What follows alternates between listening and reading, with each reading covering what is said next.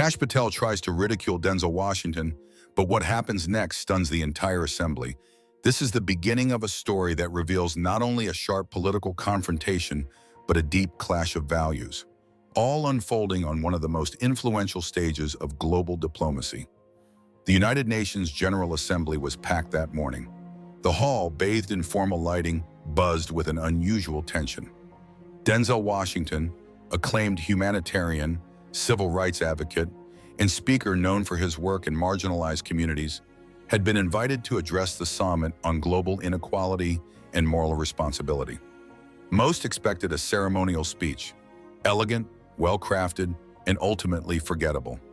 No one anticipated the moment that would soon erupt, shifting the tone of the entire event. From the start, unease was visible in certain corners of the room. Some delegates, especially from nationalist or right-wing coalitions, expressed discomfort with the presence of a Hollywood figure, now turned moral voice.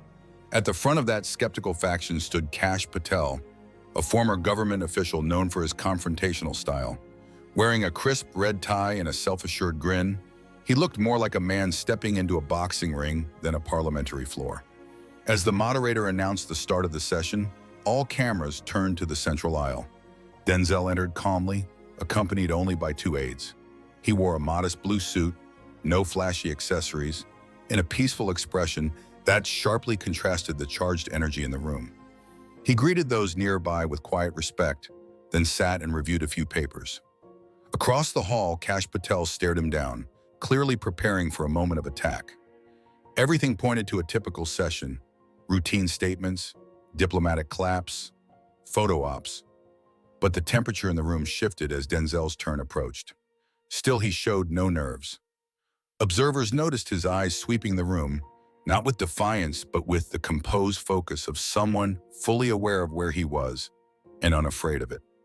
Then, just before Denzel was scheduled to speak, the moderator announced that select delegates would be allowed a moment to comment or raise questions. Kash Patel immediately raised his hand. He rose with a sharp, deliberate motion. The murmurs in the hall ceased. His figure stood out not just for his confident posture, but for the unmistakable challenge in his voice. "Ladies and gentlemen," he began, "today we are gathered to listen to a man who built his reputation not through public service, but through scripted speeches and movie scenes. A talented actor, no doubt. But let's not confuse performance with leadership." A few in the hall looked uneasy. Some shifted in their chairs, others avoided eye contact. But Denzel didn't flinch. His hands folded neatly on the table, his gaze fixed calmly on Patel, as if listening to a familiar script. Patel pressed on. "With all due respect," he said, his tone coated in sarcasm, "I find it troubling that this institution would hand a microphone to someone whose claim to expertise comes from playing heroes, not becoming one. Mr. Washington comes here to talk about justice and inequality, but what exactly has he sacrificed? What has he risked?" A few muted claps echoed from his corner. Others looked away, already sensing the speech was crossing lines. "And I wonder," Patel added with a smirk, "is he here to offer wisdom? Or just to deliver another beautiful, empty monologue about hope and change that never comes?" The room froze. Denzel still hadn't spoken, but the atmosphere was already electric. Everyone could feel it. Something was coming. Kash Patel sat back down, convinced he had landed the first and final blow. But what came next didn't just change the session. It would leave a mark that no one present would forget. Denzel didn't respond with anger. He didn't even blink. He simply adjusted his glasses, took a deep breath, and looked toward the back of the chamber with a peace that unsettled even his fiercest critics. That stillness, that quiet strength, was what made people realize this wouldn't be a defense. It would be a reckoning. The moderator cleared her throat nervously. "Mr. Washington, the floor is yours." All movement in the room halted. Journalists leaned forward, translators checked their earpieces. Even Patel sat upright again, sensing this wouldn't be a typical reply. Denzel stood slowly. His blue suit glimmered faintly under the lights. He approached the podium with ease, took a sip of water, and placed both hands on the lectern. No papers, no teleprompter. He looked up and spoke plainly, directly. "Mr. Patel, Distinguished delegates, I did not come here to give a lecture. I didn't come to win a debate or impress anyone. I came because I was invited, and I accepted that invitation not because I believe I have all the answers, but because I believe the conversation between those who have power and in those who bear the weight of it is long overdue. He paused, his eyes locked briefly with Patel's, but this time the smug certainty in Patel's expression had faded. And yet, Denzel continued, I cannot allow the words I just heard to pass without response, not for my own sake, but for the millions whose voices I try to carry with me, wherever I go. When we're called failures, radicals, or incompetent, Denzel said, pausing between each word, it isn't just us you're insulting. You're speaking to the people we come from, our families, our history, our struggle. The room tensed, not from argument or shouting, but from something quieter, heavier. A silence charged with awareness. These were not rhetorical words. These were truths entering the bloodstream of everyone present. What I find strange, he continued, his voice calm, deliberate, is how those who speak of justice are criticized, how those who speak of fairness are mocked. We're ridiculed not because we hate the system, but because we dare to dream that no child should go to bed hungry. Then came the line that struck like a bell ringing through the halls of history. If that's being dangerous, then I'd rather be.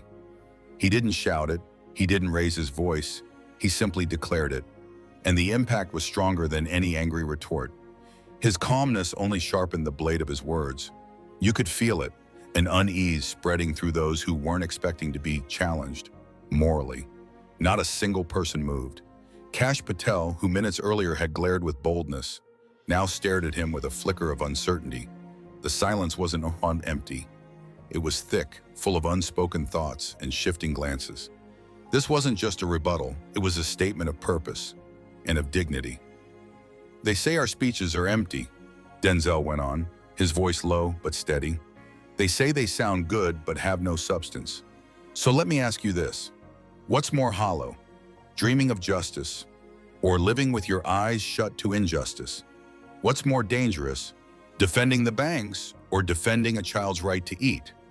In the back of the room, young staffers exchanged anxious glances. Some took notes. Some didn't know what to do with their hands, their expressions, their thoughts. This was no ordinary talk. This wasn't a man looking for applause. This was someone speaking from scars, not scripts. I was born in a country where speaking the truth used to get you killed, where fighting for human rights meant you didn't make it home. I've buried friends. I've walked streets where dignity was a privilege, not a right. He paused. The silence didn't resist him. So when I talk about redistributing wealth, I'm not talking about ideology. I'm talking about the moment I saw a child eating out of a garbage bin while just across the city, someone bought a private island. The words landed with the weight of lived experience, not theory, testimony. Kash Patel, who had earlier held her gaze so defiantly, now looked down, shuffling papers without purpose. The message had cut through, and everyone knew it. Denzel continued, his voice unshaken. Ladies and gentlemen, I didn't come here to pass judgment. I came here to remind you. The South, the forgotten, the marginalized, the developing, is not some backward corner of the world in need of education. The South is an open wound, and many of the decisions made in rooms like this one caused it. He scanned the room. Some nodded quietly, others crossed their arms defensively. But no one could say he hadn't changed the room's atmosphere. And he wasn't finished. I didn't come to provoke, he said. I came to tell the truth, the kind that's been softened, edited, silenced for years. Reporters up on the balconies leaned in. Phones lit up. Tweets began to spread. Cameras clicked. A Black American man, a son of the struggle, was standing in one of the world's most powerful rooms, not as an entertainer, not as a celebrity, but as a voice that couldn't be ignored. When we're called populist for wanting people to eat 3 meals a day, Denzel said with haunting calm, I have to ask, what happened to the ethics of those who govern the world? If calling for dignity is dangerous, he repeated softly, then perhaps the world has lost its moral compass. More movement rippled through the assembly. Delegates exchanged looks. Some whispered, others sat frozen. Denzel had gone off script, not because he was reckless, but because he had nothing to hide. "I'm not here to impose a system," he said. "I'm here to remind you that poverty is not a flaw in our people. It's the result of centuries of theft, intervention, and manipulation. Our debts were manufactured. Our treaties were rigged. Our suffering was someone else's profit. And if there's one thing we've learned," he said firmly, "it's that we will no longer be spoken to like children in the realm of politics." His tone never rose, but every sentence landed like a quiet hammer against the cold stone of diplomatic indifference. The camera panned across the room. Denzel's face showed resolve and sorrow. He didn't look like someone arguing. He looked like someone delivering history. In the corner, a German delegate wiped away a tear, not because she agreed with every word, but because she recognized the truth in them. Then Denzel said something that shook the room even further. "Hunger is not solved with speeches. It's solved with courage. And courage isn't yelling from a podium. Real courage is looking the poor in the eye and admitting that we have failed them." A section of the hall erupted in applause. It wasn't planned. It wasn't partisan.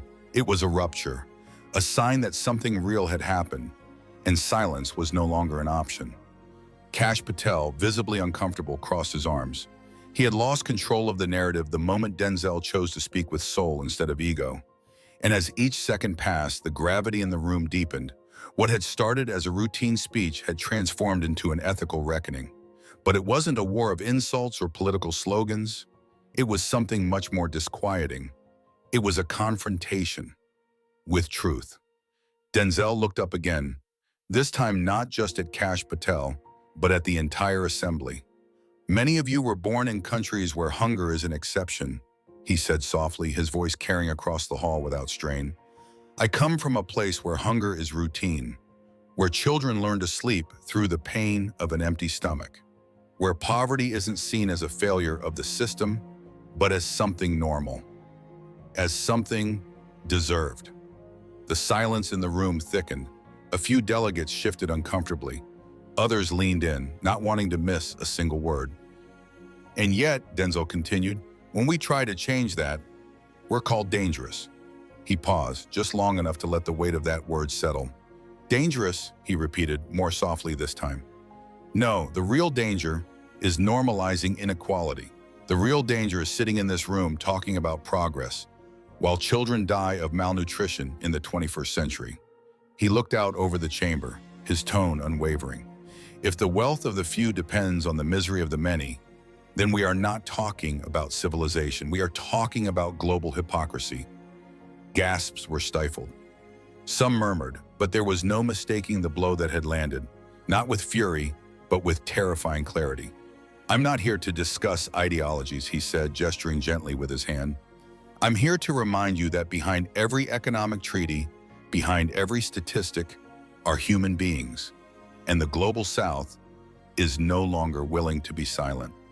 No more," he added, his voice unwavering. "We've been silenced, ridiculed, used as cautionary tales in classrooms and news cycles. But today, here, I say this: our voice is as valid as any power sitting in this room." Cameras turned instinctively toward Kash Patel. Earlier, he had leaned forward in smug anticipation. Now he sat stiffly, his face rigid. He didn't look at Denzel anymore. The attempt to dominate the stage had been met not with retaliation, but with something far worse: moral clarity. And then Denzel looked out across the room once more. His voice dropped to a steady, unwavering beat. "Respect isn't earned by shouting. Respect is earned with dignity. And our dignity, the dignity of the South, is no longer for sale." The words echoed like a tolling bell through the chamber. Not because everyone agreed, but because deep down, even those who didn't recognized the truth in them. This was no longer about political sides. It was about something older, something deeper.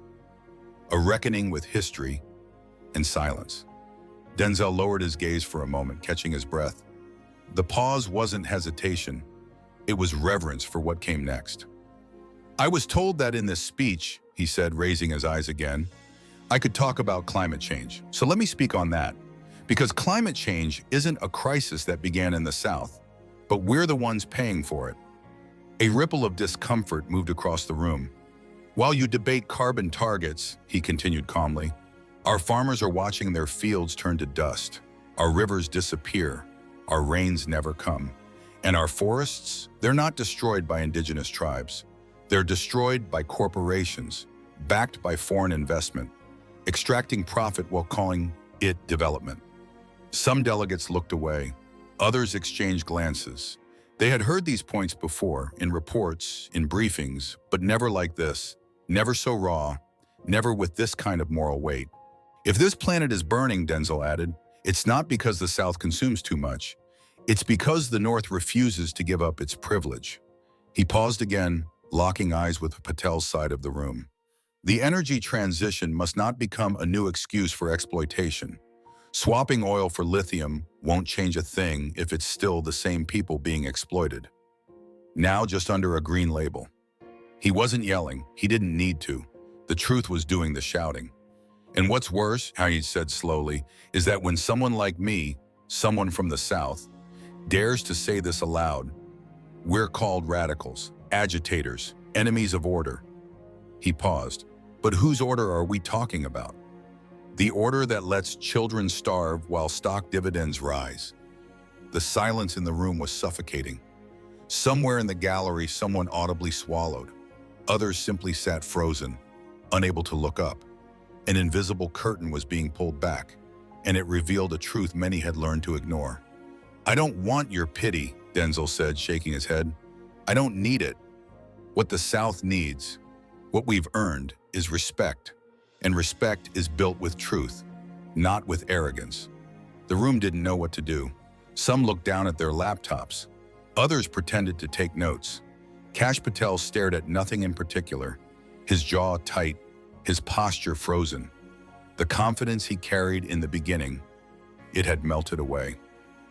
Denzel stood still, not triumphant, not smug, just centered. His words weren't revenge. They were memory. They were legacy. They were pain, spoken aloud with dignity. He continued, Europe, America, the global North. You have been the light of reason, of rights, of freedom. But let's not forget, you were also the origin of slave ships, of colonization, of plunder, of rewritten histories. It's a painful truth, he said, but hiding it doesn't make you stronger. It makes you blind. This wasn't accusation. It was an invitation to reckon, to grow. I'm not here to ask for forgiveness, he added, and I'm not here to assign blame. I came to remind you, the Global South has not just been excluded from trade agreements. We've been erased from the narrative. We've been reduced to caricatures, victims, warnings. But today I stand here to say our voice matters, our story matters, our dignity is not negotiable. He paused again. A single clap echoed in the back, then another, and another. Soon a growing applause began to ripple through the chamber. Not universal, but real. Not polite, but earned. Denzel didn't smile. He bowed his head slightly in quiet acknowledgement. Then he looked up and said, clear as ever, respect isn't granted in statements. It's earned in truth. And today, I've done my part. I've said what many have been too afraid to say, what some knew but didn't dare voice. But me, I'm not afraid anymore. When you've seen death up close, when you've had to bury your friends for telling the truth, Denzel said, his voice dropping to a near whisper, you stop fearing ridicule. You stop fearing rejection. What you start to fear is silence. The words slid through the room like an invisible blade, not loud, but deep. They didn't strike as performance, but as lived experience, something that can't be learned in a classroom or faked behind a podium. And then, leaning slightly forward, Denzel added, almost intimately, and you, who value freedom so dearly, shouldn't you be the first to applaud someone who tells you the truth, even if it unsettles you? Nobody moved, not a single whisper, not a single camera click. It was as if even the technology paused. Denzel's words didn't just make parts of the room uncomfortable. They pierced. And outside, in homes, offices, and phones across the world, the digital audience felt it too. Clips of the speech began spreading on social media. Some hailed him as courageous. Others accused him of stirring the pot. But none could deny the magnitude of what he had done. He held a mirror to the world and forced it to look. Denzel stood tall, not dramatic, just steady, like a man who's had to explain the same injustice thousands of times and still believes someone might finally listen. "Gentlemen," he resumed, "there's something I need you to hear clearly. What I bring today is not arrogance, it's dignity. Dignity," he said, "is not shouting over someone. It's not bowing your head when you're looked down on. It's standing firm. It's continuing to speak, even when they want you to stop." Kash Patel hadn't spoken again. He didn't dare. His earlier attack had been taken in and turned into a lesson so resonant, so undeniable, it couldn't be challenged. He was no longer in control. Meanwhile, Denzel continued, each word adding another quiet layer of power to the moment. "I grew up watching the powerful decide for us. They told us what we should grow, what we should pay, who we could trade with, and they called it cooperation. But cooperation that's imposed isn't cooperation at all. True cooperation is mutual. It's built on respect, on understanding, on the willingness to make things right." A few younger parliamentarians leaned forward in total stillness. Some blinked rapidly, like they were trying not to miss a single second. This wasn't a speech. It was a turning point. It was a moment when words stopped being words and became instruments of transformation. "I'm not asking for charity," Denzel said gently. "I'm asking for consistency. If you speak of democracy, live it in your foreign policy. If you talk about freedom, then let the people of the global South build their path without threats, without manipulation, without suffocating trade terms." A soft wave of applause began to rise, tentative then stronger. It came from the left side of the chamber, then trickled across. No one interrupted. No one dared. It was clear. To stop him now would feel like censorship. And then came something no one expected. Something not in any script. Something raw from the marrow of who he was. "My country has scars," he said. "But they aren't signs of weakness. They are signs of resistance. And I bring them here, open, visible, not to ask for pity, but to ask you not to ignore them." He looked toward Patel's seat. To mock someone's pain isn't intelligence. It's arrogance. That landed like a stone in still water. The tension in the air thickened into solemnity.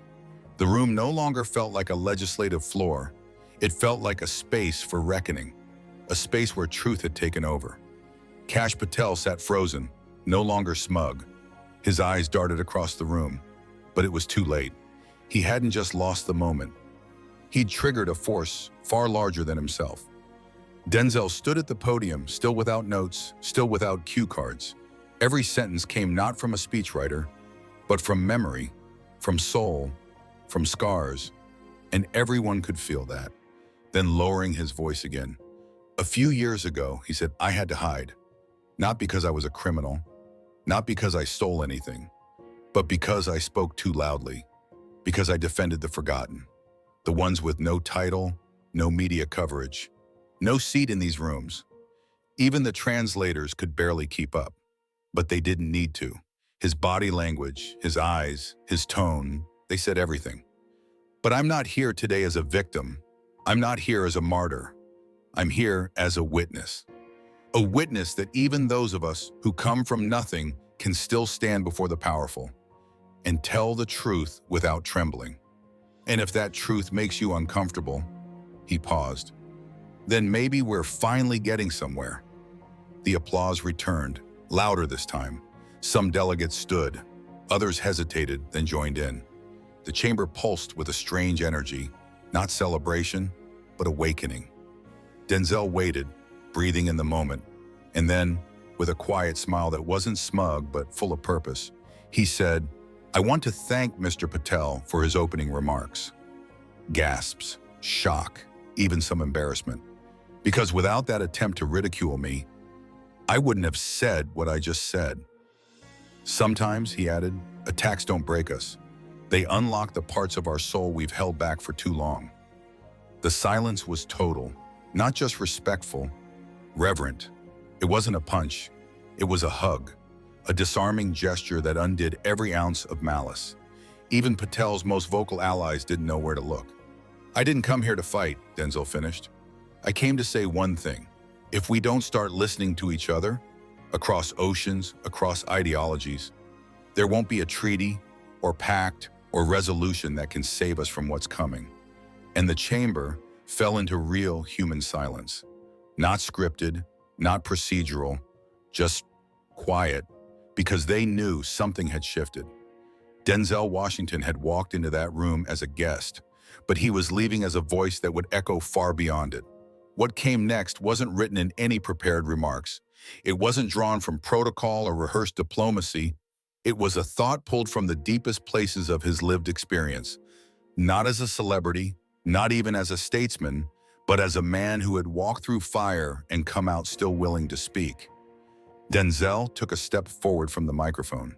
He scanned the chamber, then spoke with the calm of someone who no longer had anything to lose, only something to give. I know this hall has welcomed presidents, prime ministers, even kings, he began. No trace of arrogance or false humility in his voice. And I know that to some of you, I don't belong among them. I know that. I come from a country many of you only know from headlines, of shootings, of injustice, of chaos. I come from a community many of you associate with crime statistics or urban decay. But that doesn't make me less.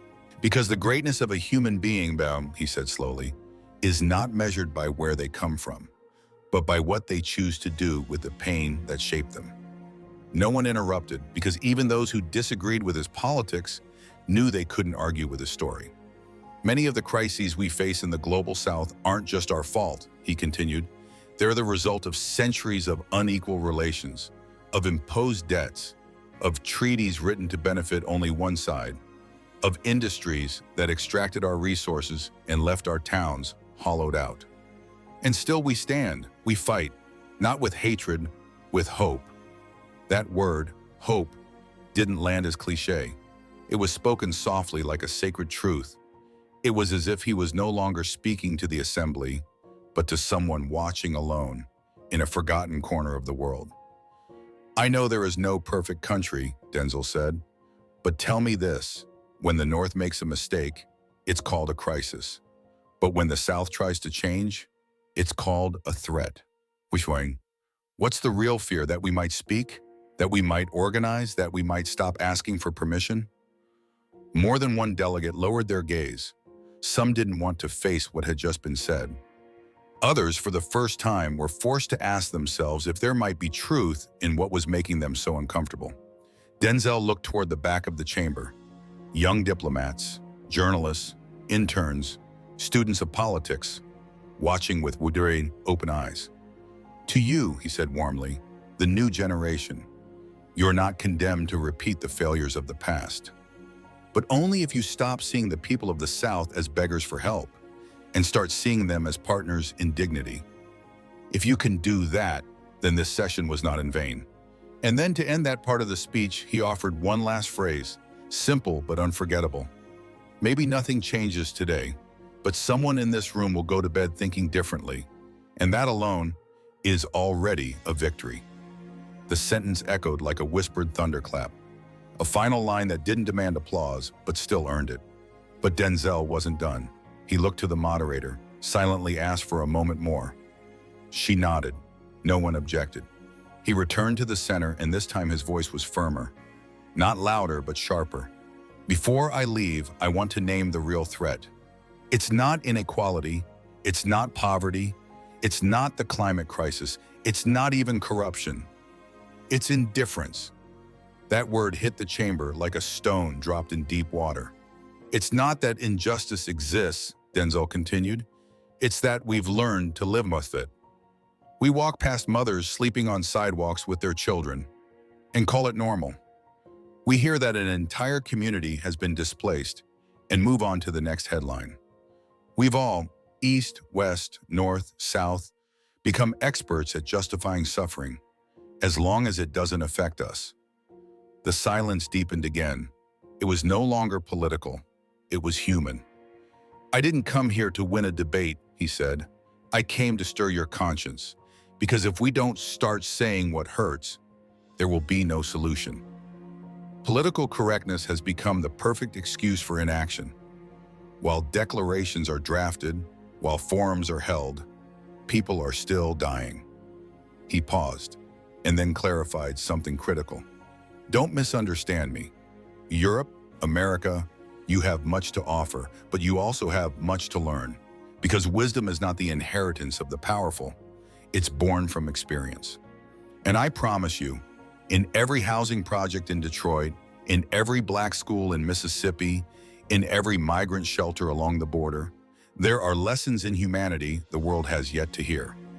Then, in the moment that no one saw coming, Denzel slowly reached into his inner jacket pocket and pulled out a photograph, a small, wrinkled, unframed photo. He held it gently in his hand, not to dramatize, but to protect. This boy, he said quietly, is 8 years old. He can't read.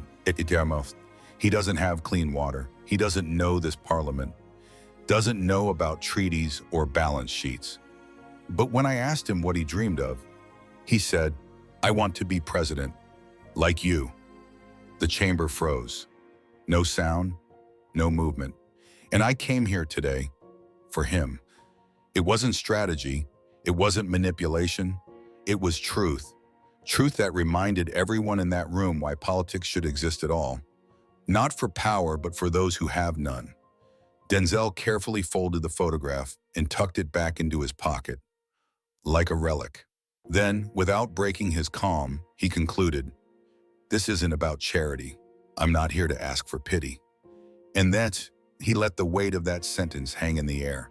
He didn't need to finish it yet, because at that moment, in that hall where power was usually spoken in statistics and numbers, he had returned it to the people. To one child, to millions like him, to all the ones no one invites into the room, but who carry the world anyway. I didn't come here for you to feel sorry for me, Denzel said, his voice steady and low. I came here to ask for justice, not abstract justice, not academic, not distant. I'm talking about real justice, concrete, verifiable, measured not by words, but by action. He paused, long and intentionally, then added, because if you, with all your power, can't guarantee clean water for a child in Latin America, then your power is useless. That sentence unsettled the room. It cut through the air like glass, not because it was loud, but because no one could argue with it. Not even Kash Patel. Grand speeches mean nothing if they don't feed a hungry child. And that truth, quietly brutal, echoed in the chamber's silence. Denzel let that silence stretch, then moved deeper. I know there are some of you who think I'm exaggerating, that I'm being dramatic, that I'm playing victim. He leaned forward. So let me ask you to do one thing. Close your eyes just for a moment and imagine that child I spoke of was your son. Imagine he had your blood, that he couldn't go to school, that he hadn't eaten in 2 days, that his stomach hurt from hunger, and he cried at night while you sat helpless. A few did close their eyes. Others lowered their gaze, because this wasn't about politics anymore.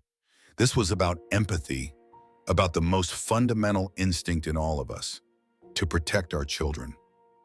That child isn't my son, Denzel said quietly, but he is my cause.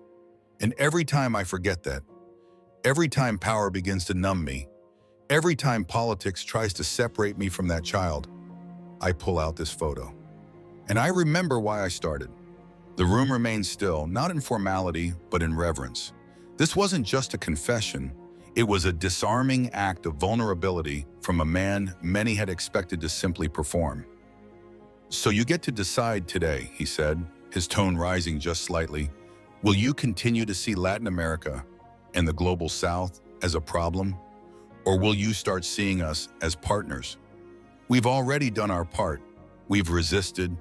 We've survived. We've kept dreaming. despite everything. Now it's your turn to decide. Which side do you want to be on? A moral question, not rhetorical, not theoretical.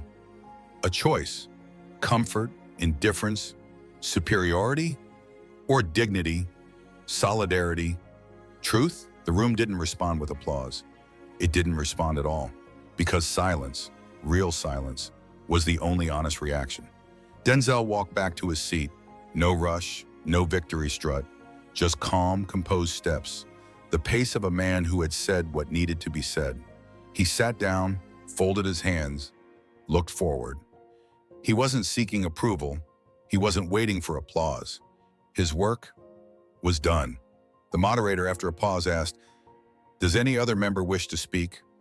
Seconds passed. Nobody moved. Some stared blankly at their papers. Others fiddled with their phones, not to read, but to avoid eye contact.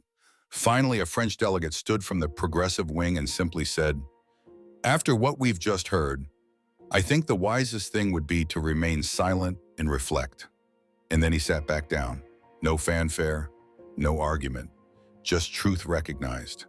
That sentence became a symbol of everything that had just happened, because there was nothing left to add. No counter-speech could stand next to what had been lived. Cameras turned to Kash Patel. He remained frozen. His face, no longer smug, now reflected something deeper. Not anger, not resistance, but something close to regret. He had miscalculated.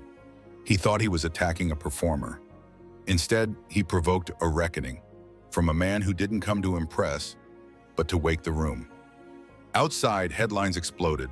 Denzel Washington stuns world leaders with unscripted speech. The global South speaks with a human voice. Kash Patel tries to belittle and gets buried by dignity. Clips went viral, not because of celebrity, but because truth, unpolished, unfiltered, undeniable, had finally walked onto a world stage. But inside the chamber, what mattered most was what wasn't said. The stares, the silence, the subtle nods from people too proud to applaud, but too moved to deny it. Because beyond ideologies, what happened that day was something human. A man had stood up and spoken not to please, but to disturb, to challenge, to dignify. And he had done it without rage, without insult, only with truth. Denzel Washington, meanwhile, sat still, his gaze fixed on nothing in particular, letting the moment breathe on its own. He didn't need to say anything else, because he had said the kind of words that don't fade. And then from the back, an elderly European parliamentarian, someone who had served for decades, stood and spoke softly. "I've heard kings, presidents, prime ministers in this room, but today was different. I may not agree with everything I heard, but I know how to recognize truth when it's spoken with dignity." His voice cracked slightly. "Mr. Washington," he said, "thank you for not coming to please. Thank you for daring to make us uncomfortable." And this time the applause came. Not polite, not coordinated, authentic. It rose like a wave, first in pockets, then across the room. Kash Patel did not stand. He did not speak. He didn't even move. He just sat still, defeated not by outrage but by something far more powerful. Truth spoken without fear. And just when the session seemed to have reached its emotional peak, something no one expected happened. A translator, someone who had worked in Parliament for years, always invisible behind glass, merely a voice echoing in others' ears, began to cry. Not because of personal grief, but because as she translated Denzel Washington's words into German, French, English, she felt them. They weren't just words anymore. They were truth. Truth so raw and personal, it cracked her voice. Her tears were captured by the side camera. The image of a woman in a sound booth, headphones on, translating through sobs, a phrase that was already becoming historic. "I didn't come here to impose. I came to remind you that the dignity of the South is not for sale. Not in these corridors, not anywhere." That image went viral. Within hours, it was everywhere. A symbol of something deeper than politics, human resonance. When the 600th session finally closed, one thing was certain. This was no mere rebuttal to provocation. This was a turning point, a moment when Europe was left, even if just briefly, without a defense. The speech didn't fade with the session's end, it grew. In parliament, hallways, in newsrooms, on social media, and in hushed private conversations. Because what had happened could not be reduced to a headline. This wasn't Denzel answering Kash Patel. This was history knocking and being finally heard. As people left the chamber, a few parliamentarians quietly approached Denzel. They offered brief handshakes, small nods. He returned each gesture with grace. He didn't smile for the cameras. He wasn't there to perform. There had been no script, only conviction. Meanwhile, Kash Patel left the building without a word. He was surrounded by aides, but they weren't guiding him, they were shielding him. Not from threats, but from questions. His face showed the rigidity of someone who just realized their plan had backfired. He had thought ridiculing Denzel would be an easy win. He forgot one thing. History is not easily mocked, because Denzel wasn't just a Hollywood actor that day. He was a symbol of memory, of dignity, of resistance. And his speech wasn't padded with policy numbers. It came loaded with real pain, lived experience, and scars that don't show on maps. By nightfall, European media led with headlines like, "Denzel Washington disarms Europe with one speech. The South spoke, and the North had no answer." Kash Patel's mockery backfires in Parliament showdown. Some conservative outlets tried to downplay the moment, calling the speech provocative. But everyone agreed on one thing: no one saw it coming. Even in the US, where Denzel is often admired for his performances, the reaction wasn't about fandom. It was about a man who used his platform, not for applause, but for those who have never had one. On social media, the image of the crying translator became iconic. People across the globe shared quotes from the speech. "Thank you for speaking for us. Today, the forgotten were finally heard." As Brussels fell quiet that night, Parliament lights dimmed, cameras powered off, but something had shifted. Because sometimes, just once, one voice, at the right moment, can change the course of many things.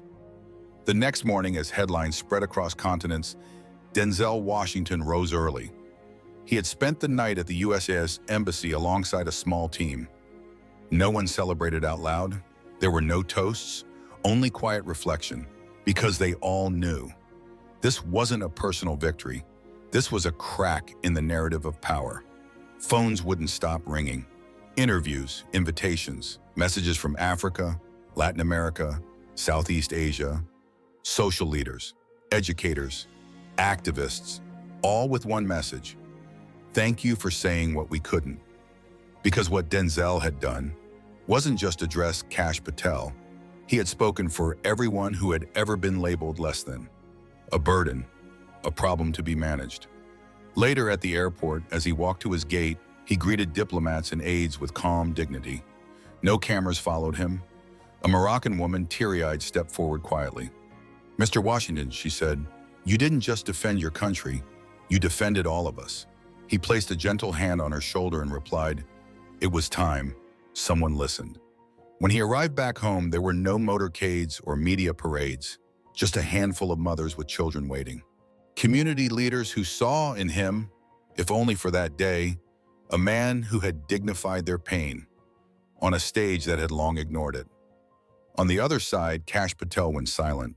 No posts, no statements. His social media made no mention of the event.